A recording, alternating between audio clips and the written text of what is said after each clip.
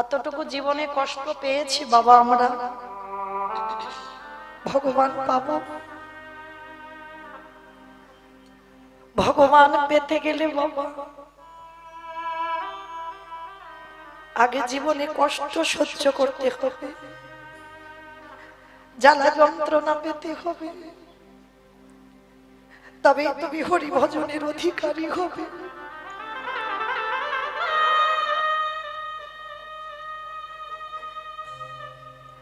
এই ভাগবতী লীলাগুলো দেখো, ধ্রুব বলো, প্রহ্লাদ বলো, এদের চরিত্রগুলো দেখে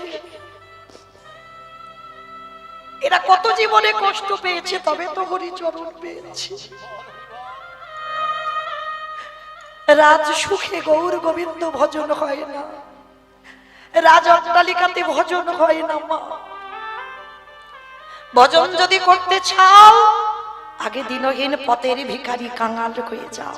প্রহ্লাদকে বুকে নিয়ে হিরণ্যকশিপুর কাঁদে, হে দয়াময় এই সন্তানের জন্য যেন আমি দৈত্য কুল থেকে উদ্ধার পেতে পারি।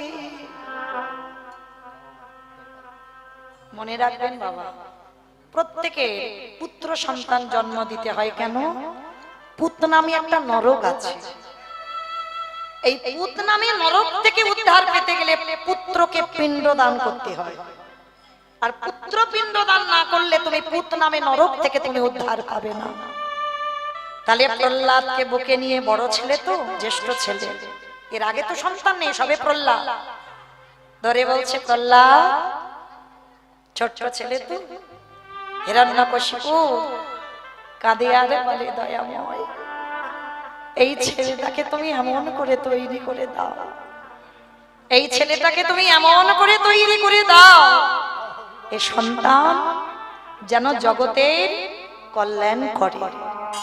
এই সন্তানের জন্য শুধু আমি উদ্ধার নয়, এই সন্তানের পথ অবলম্বন করে বহু ভক্ত যেন উদ্ধার পেয়ে যায়। প্রহ্লাদ দিনে দিনে বড় হয়, আর ছোটবেলায় মা ছেলে যখন বড় হয়, বাবা মা কি করে, মেলাতে যদি যায়, কোনো দোকানে যদি যায়, ছেলে মেয়ের জন্য তো খেলনা কিনে আনে। মা কয়াধু বলছে, খোকা একটা পুতুল কিনে দিন। বলে মা, প্রহ্লাদ তখন আধো আধো কথা বলে, মা পুতুল কিনে দেবে? তুমি আমার নারায়ণ এনে, নারায়ণ এনে দাও না মাতা, আমার অন্য পুতুল নানা চাহি নামা, আমায় নারায়ণ এনে দাও না মাতা। মা দয়াধু প্রহ্লাদের বদনে হাত চাপা দিচ্ছু, বলিস না বাবা, বলিস না, ওই নারায়ণ নাম উচ্চারণ করিস না, তোর বাবার আদেশ আছে, যারা যারা নারায়ণের নাম করবে, যারা যারা ভগবানের আরাধনা করবে, তাদের মৃত্যু দণ্ড দেওয়া হবে। তুই আমার বংশের জ্যেষ্ঠ পুত্র, আমার বংশের প্রদীপ, ওই নারায়ণ কোনোদিন উচ্চারণ করিস না। মা গো, যত তুমি আমায় বলো না কেন, আমি এই জন্মে নারায়ণ নাম ভুলতে পারবো না। তাতে যদি আমার মরণ হয় হোক মা গো, আমি শয়নে স্বপনে নিদ্রায় জাগরণে আমি নারায়ণে ছাড়া চোখে আর কিছু দেখি না। প্রহ্লাদ এমন করিস না বাবা, ওই নামটা ঠিক আছে তুই ভালোবাস, তুই অন্তরের ভিতরে রেখে দে, প্রকাশ করিস না। প্রকাশ করলে না জানি এখানে কি হয়ে যাবে, প্রকাশ করিস না। মা ঠিক আছে তুমি ভয় পেও না, আমি বাবার সামনে কোনোদিন নারায়ণের নাম করব না। কিন্তু খোকারে, তুই যদি অন্য কোনো জায়গায় বলি, যদি তোর বাবার কানে চলে যায়, ও মা তোমার এত ভয় কিসে? যে জন নারায়ণের চরণ আশ্রয় করে, যিনি আমার বিশ্বের স্রষ্টা মালিক ভগবান, তার চরণে আশ্রয় করে আমি বসে আছি। এই পৃথিবীতে এমন কোন বস্তু তৈরি হয় না যে আমাকে বিনাশ করতে পারে। কতটুকু ছেলে প্রহ্লাদ, ছোটবেলা থেকেই বাবা একেবারে নারায়ণের চরণে দেহ মন প্রাণ সমর্পিত। প্রহ্লাদ দিনে দিনে বড় হচ্ছে। হিরণ্যকশিপুর খুব খুব আদরে, প্রহ্লাদ খুব আদরে ছোট থেকে। তো হিরণ্যকশিপুর প্রহ্লাদকে ডেকে বলছে, খোকা খোকা এসো, তুমি তো বড় হচ্ছ, তোমাকে এবার পাঠশালায় দিতে হবে। হিরণ্যকশিপুর যেই না বলেছে প্রহ্লাদকে পাঠশালায় দেবে, আর দৈত্যদের গুরুদেব হচ্ছে শুক্রাচার্য, আর শুক্রাচার্যের ছেলে ছিল ষান্ড মার্কমণি। এর দুই পুত্র একসঙ্গে নাম হয়েছে ষান্ড মার্কমণি। তা আজকের এই দুই সন্তান, আর প্রহ্লাদের গুরুদেব ছিল শুক্রাচার্যের সন্তান। তাই এবার হিরণ্যকশিপুর শুক্রাচার্যকে ডেকে বলছে, গুরুদেব গুরুদেব। হিরণ্যকশিপুরের কাছে এসেছে, বলো হিরণ্য কি কি জানতে চাইছো? আমার প্রহ্লাদকে আপনার চরণে অর্পণ করব। বলছে, শোনো, প্রহ্লাদকে আমার চরণে নয়, আমার ছেলে, তারা ধর্ম অর্থ কাম। বাবা দুদিকে ধর্মশাস্ত্র মানে দৈত্যদের তিনটে শাস্ত্র পাঠ করানো হতো, ধর্ম অর্থ কাম। এটা দৈত্যদের শিক্ষা, আর দেবতাদের শিক্ষা হচ্ছে চারটে, ধর্ম অর্থ কাম ও মোক্ষ। এই মোক্ষটা দৈত্যদের শিক্ষার মধ্যে ছিল না। ধর্ম শেখানো হতো, অর্থ শেখানো হতো, কাম শেখানো হতো, সন্তান উৎপাদন কি করে করতে হবে এগুলো আলোচনা করা হতো, কি করে অর্থ রোজগার করতে হবে এগুলো শেখানো হতো, কি করে ধর্ম আচরণ করতে হবে এগুলো শেখানো হতো। কিন্তু মোক্ষ এইটা দৈত্যদের ছিল না, এটা দেবতাদের। দেবতাদের কি করলে মোক্ষ প্রাপ্তি হবে, আর সেটা প্রহ্লাদ জন্ম আগে থেকে নিয়ে এসেছে। দৈত্যদের কাছে থাকলে কি হবে, কিন্তু শুধু ধর্ম অর্থ কাম নয়, এর মধ্যে প্রহ্লাদ নিজে নিজে মোক্ষ প্রাপ্তিটাও করেছে।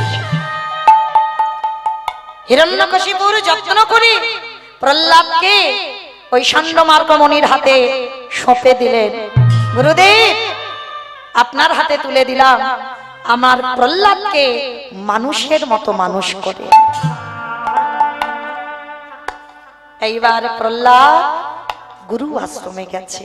এখনকার আর পড়াশোনা বাবা, তখনকার আর পড়াশোনা আকাশ আর পাতাল। তখন তো শাস্ত্র পাঠ, ধর্ম শাস্ত্র নিয়ে পড়াশোনা। তা ছোট্ট প্রহ্লাদ পাঠশালায় গিয়ে অনেক বন্ধু হয়েছে, আর বন্ধুদের নিয়ে প্রহ্লাদের একটাই খেলা। সবাইকে ডেকে বলছে, ভাই আয় আমরা একসঙ্গে একটা খেলা খেলবো। এসো ভাই, হরি বল হরি বল। হরিনাম গায়। প্রহ্লাদ দৈত্য করে জন্ম নিয়ে মোক্ষ প্রাপ্তি করছে। কৃষ্ণ নাম হরিনাম মধুরে নাম। এসো ভাই,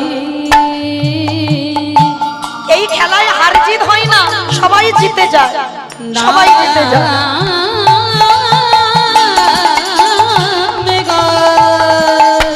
বাহ, কৃষ্ণ নাম হরি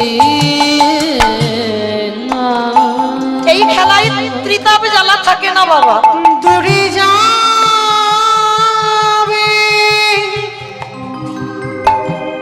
ত্রিতা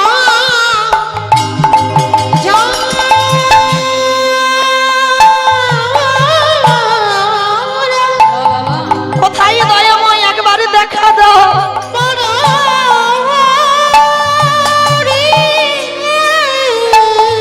প্রহ্লাদ ওই গান গাস না,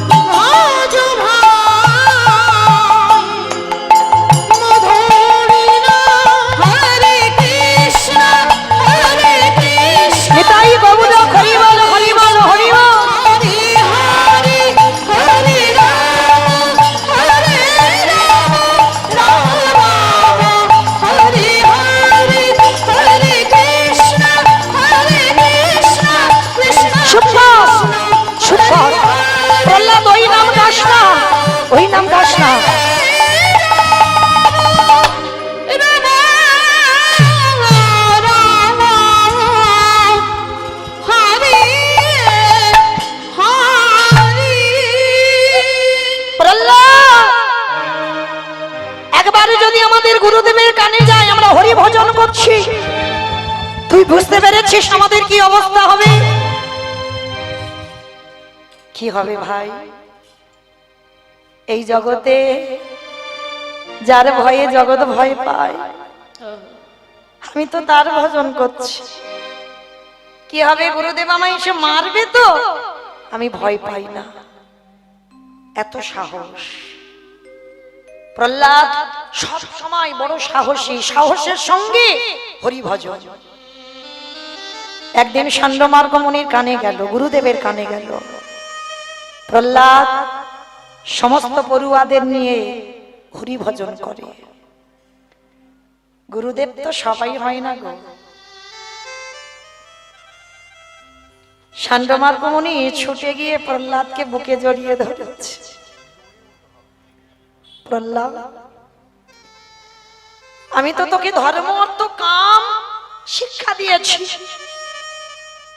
তোকে তো মোক্ষ প্রাপ্তির পদ আমি দেখাইনি।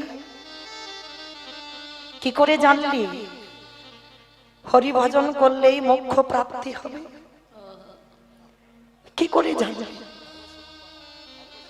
প্রহ্লাদকে বুকে জড়িয়ে ধরেছে। প্রহ্লাদ, তুই আজকে থেকে হরি ভজন করিস না বাবা। তোর বাবা যদি হিরণ্যকশিপুর জানতে পারে, তাহলে না জানি আমাদের মৃত্যু দণ্ডে দণ্ডিত করবে। আমাকে বলবি আমি তোকে ঠিক শিক্ষা দিতে পারিনি, আমাকে মৃত্যু দণ্ডে দণ্ডিত করা হবে। ছোট্ট প্রহ্লাদ গুরুদেবের কণ্ঠটা জড়িয়ে ধরে বলছে, গুরুদেব তুমি চিন্তা করো না, তুমি চিন্তা করো না, আমি কাউকে বুঝতে দেব না, আমি কাউকে বুঝতে দেব না। কিন্তু বাবা যারা কৃষ্ণ ভক্ত, যারা নারায়ণ ভক্ত, বহিঃপ্রকাশ হবেই হবে। কত চেপে রাখবি? একদিন হিরণ্যকশিপুর মনে মনে ভাবলো, দেখি তো আমার প্রহ্লাদ কেমন শিক্ষা, কেমন বিদ্যা অভ্যাস করছে। ছুটে এসেছে ছেলের কাছে। প্রহ্লাদ, প্রহ্লাদ এসো বাবা, এসো আমার হৃদয়ে এসো। প্রহ্লাদকে বুকে জড়িয়ে ধরেছে। বলো তো সোনা, কি পড়াশোনা করেছো? বলো, কয়ে কি পড়েছো? বাবা কয়ে কি জানো? পিতা গো। যেই না ক উচ্চারণ করেছে, প্রহ্লাদ বলে উঠলেন, পিতা কয়ে হয় আমার কৃষ্ণ চন্দ্র। চুপ! কি বললি? কয়ে কৃষ্ণ? কে তোকে এই বিদ্যা শিখিয়েছে? আমি বলেছিলাম যারা যারা হরি ভক্ত হবে আমার এই রাজত্বে তাদের মৃত্যুদণ্ড দেওয়া হবে। আর তুই কি না কয়ে কৃষ্ণ পড়েছিস? দেখাচ্ছি তোর মজা দ্বারা। সঙ্গে সঙ্গে গুরুদেব ষণ্ড মুনিকে ডাক দিল। গুরুদেব, গুরুদেব এ ছেলে কি পাপ করা শিখেছে? এ ছেলেকে তো আমি এই শিক্ষা দিতে পাঠাইনি, পাঠশালায় আমি এই শিক্ষা নিতে পাঠাইনি। ভয় পেয়ে গেল হিরণ্যকশিপুরকে দেখে। ষণ্ড মুনি বলে উঠলেন, আমি ওই বিদ্যা ওকে পড়াইনি, ও নিজে থেকেই বলে কয়ে কৃষ্ণ। কিছুতেই আমার পড়া ও কানেই নাই না।